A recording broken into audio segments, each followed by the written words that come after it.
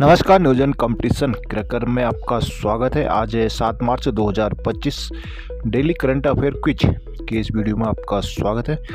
तो दोस्तों, आज के इस वीडियो में हम 6 मार्च 2025 की महत्वपूर्ण घटनाओं से बने डेली करंट क्विज देखेंगे। तो आज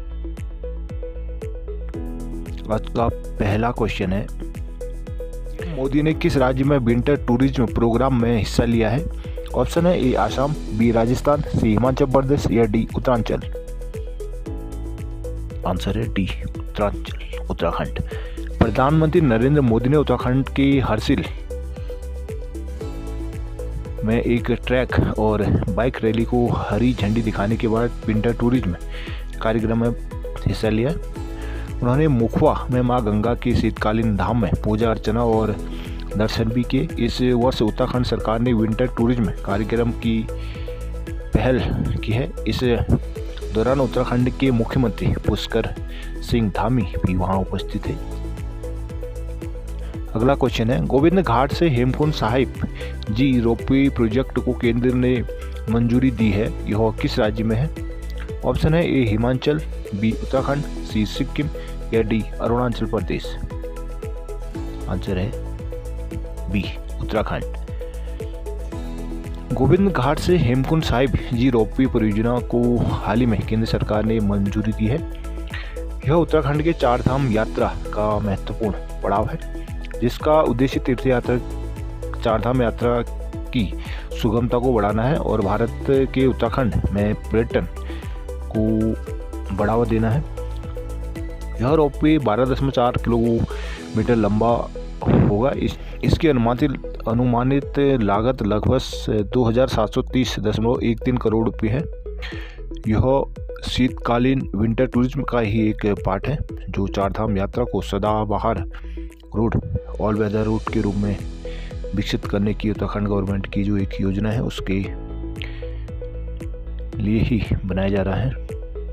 अगला क्वेश्चन है, हाल ही में किस ऑस्ट्रेलियाई क्रिकेटर ने वनडे क्रिकेट से संन्यास लेने की घोषणा की है? ऑप्शन है A Travis Head, B Pat Cummins, C Glenn Maxwell या डी स्टीव स्मिथ। आंसर है डी स्टीव स्मिथ। ऑस्ट्रेलियाई क्रिकेट टीम के स्टार बल्लेबाज स्टीव स्मिथ ने चैंपियन ट्रॉफी 2025 के सेमीफाइनल में भारत से ऑस्ट्रेलिया की हार के बाद वनडे इंटरनेशनल ओडीआई से क्रिकेट संन्यास की घोषणा की है। स्मिथ को 2015 और 2021 में ऑस्ट्रेलिया का पुरुष one day player of the year भी चुना गया था। वह 2015 में आईसीसी पुरुष one day team of the year का भी हिस्सा रहे थे। अगला क्वेश्चन है, हाल ही में किसे ई मार्केट पैलेस GEM का CEO नियुक्त किया गया है? ऑप्शन है ए सोनल गोयल, बी अजय खन्ना, सी अजय भाटू या फिर राजीव कुमार। आंसर है सी अजय भादु। 1999 बैच के आईएएस अधिकारी अजय भादु को 3 मार्च 2025 से प्रभावी सरकारी ई मार्केट पैलेस GEM का मुख्य कार्यकारी अधिकारी CEO नियुक्त किया गया है। वे वाणिज्य विभाग में अतिरिक्त सचिव के रूप में अभी काम करना भी अपना जारी रखेंगे। अगला क्वेश्चन है, विविधता का अमृत महोत्सव के दूसरे संस्करण का उद्घाटन किसने किया? ऑप्शन है A Draupadi Murmu, C B Narendra Modi, C S Jaishankar या डी राजनाथ सिंह। आंसर है ए द्रौपदी मुर्मू, राष्ट्रपति। 5 मार्च 2025 को राष्ट्रपति द्रौपदी मुर्मू ने राष्ट्रपति भवन में विविधता का अमृत महोत्सव के दूसरे संस्करण का उद्घाटन किया है। यह आयोजन भारत की समृद्ध सांस्कृतिक विविधता और विरासत का एक महत्वपूर्ण उत्सव है, जो भारत की जीवंत सांस्कृतिक गौरव और एकता की भावना को बढ़ावा देता है। अगला क्वेश्चन है, टॉरस कैब्ड 350 मिसाइल जर्मनी और किस देश द्वारा संयुक्त रूप से विकसित की गई है? ऑप्शन है ए स्वीडन, बी चीन, सी जापान या डी ऑस्ट्रेलिया। आंसर है ए स्वीडन। स्वीडन ने अपने ग्रिपेन फाइटर जेट की लंबी दूरी की स्ट्राइक क्षमता को बढ़ाने के लिए टॉरस कैब्ड 350 क्रूज मिसाइल को चुना है। टॉरस कैब्ड 350 हवा से लॉन्च की जाने वाली सटीक निर्देशित मिसाइल है, जिसे गहरी पैठ और उच्च सटीकता वाले हमलों के लिए डिजाइन किया गया है। टॉरस कैप्ड 350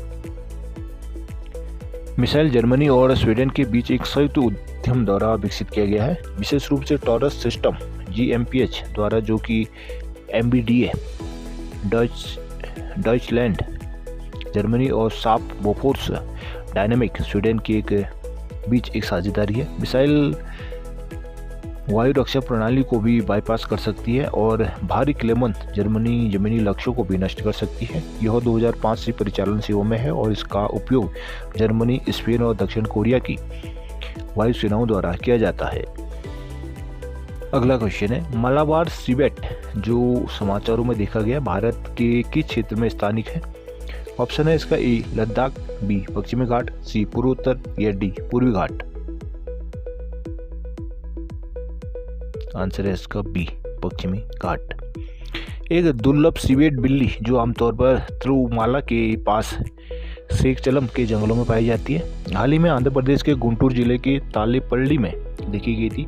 सीवेट बीरवांडे परिवार से संबंधित है, जिसमें जिनेट्स, ओयंस और लिनसांग शामिल है। अफ्रीकी, दक्षिण यूरोप और एशिया में सीवेट की लगभग 15 से 20 प्रजातियां पाई जाती है।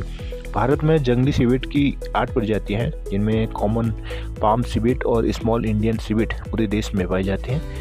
पश्चिमी घाटों में पाए जाने वाला मालाबार लार्ज स्पॉटेड सीवेट सबसे दुर्लभ है। इसे IUCN के रेड लिस्ट के तहत गंभीर रूप से लुप्तप्राय के रूप में वर्गीकृत किया गया है। अगला क्वेश्चन है, प्रधानमंत्री श्रम योगी मानधन PMSYM योजना किस मंत्रालय द्वारा प्रशासित है? ऑप्शन है ए वित्त मंत्रालय, बी वाणिज्य और उद्योग मंत्रालय, सी कानून और न्याय मंत्रालय या डी श्रम और रोजगार मंत्रालय। आंसर है डी श्रम और रोजगार मंत्रालय। प्रधानमंत्री श्रम योगी मानधन PMSYM योजना असंगठित क्षेत्र के श्रमिकों को 60 वर्ष की आयु के बाद मासिक पेंशन प्रदान करती है। यह 15,000 तक कमाने वाले श्रमिकों के लिए न्यूनतम 3,500 मासिक पेंशन सुनिश्चित करता है।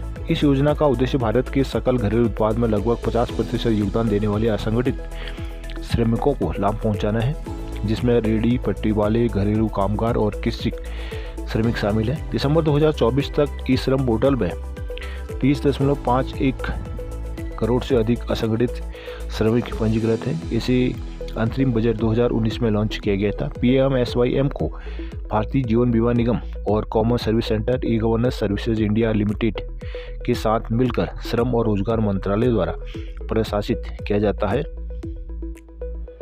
अगला क्वेश्चन है, अंतर्राष्ट्रीय निरस्त्रीकरण एवं अप्रसार जागरूकता दिवस प्रतिवर्ष किस दिन को मनाया जाता है? ऑप्शन है 3 मार्च, बी 5 मार्च, सी 5 मार्च या डी 6 मार्च।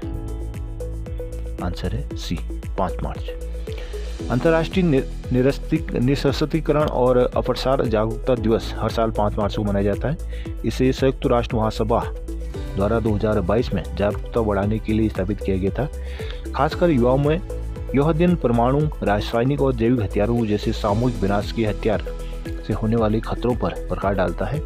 इस पहल की शुरुआत 2021 में एक संकल्प प्रस्ताव के साथ हुई और इसे आधिकारिक तौर पर 7 दिसंबर 2022 को मान्यता दी गई थी। पहला पालन 5 मार्च 2023 को हुआ, जिसमें वैश्विक शांति और सुरक्षा पर जोर दिया गया। अगला क्वेश्चन है, माउंट एरेबस जो समाचारों में देखा गया था किस महाद्वीप में स्थित है? ऑप्शन है ए अंटार्कटिका, बी अफ्रीका, सी ऑस्ट्रेलिया या डी दक्षिण अमेरिका। आंसर है ए अंटार्कटिका। अंटार्कटिका के माउंट एरेबस के नीचे ज्वालामुखी बर्फ की गुफाएं सूक्ष्म जीवों के पनपने का स्थान है, जो विदेशी दुनिया में संभावित जीवन के बारे में जानकारी प्रदान करती है। माउंट एरेबस अंटार्कटिका में रॉस द्वीप पर स्थित सबसे दक्षिण सक्रिय ज्वालामुखी है। इसकी खोज 1841 में सर जेम्स क्लार्क रॉस ने की थी और इसका नाम उनके जहाज एरेबस के नाम पर रखा गया था। इसका शिखर 12,448 फीट लगभग 3794 मीटर ऊंचा है, जो इसे अंटार्कटिक का दूसरा सबसे ऊंचा ज्वालामुखी बनाता है। ज्वालामुखी में एक सक्रिय लावा झील है जो 1972 से लगातार सक्रिय है और इसमें छोटे छोटे स्ट्रोम्बोलियन विस्फोट होते रहते हैं। अगला क्वेश्चन है, भारत में पहली AI यूनिवर्सिटी कहाँ स्थापित होगी? ऑप्शन है ए उत्तर प्रदेश, बी महाराष्ट्र, सी दिल्ली या डी गुजरात। आंसर है बी महाराष्ट्र।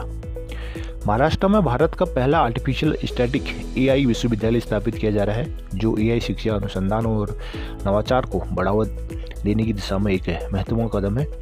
इस प्रोजेक्ट की योजना और वैज्ञानिक के लिए एक टास्क फोर्स का भी गठन किया गया है, जिसमें शिक्षा, उद्योग और सरकार से जुड़े विशेषज्ञ शामिल होंगे। यह विश्वविद्यालय AI अनुसंधान और विकास को बढ़ावा देने, तकनीकी नवाचार को बढ़ावा देने, कौशल विकास का समर्थन करने और AI समुदायों को आकार देने का कार्य करेगा, जिससे वैश्विक स्तर पर AI शिक्षा और नवाचार का एक नया केंद्र बनकर भारत उभरेगा।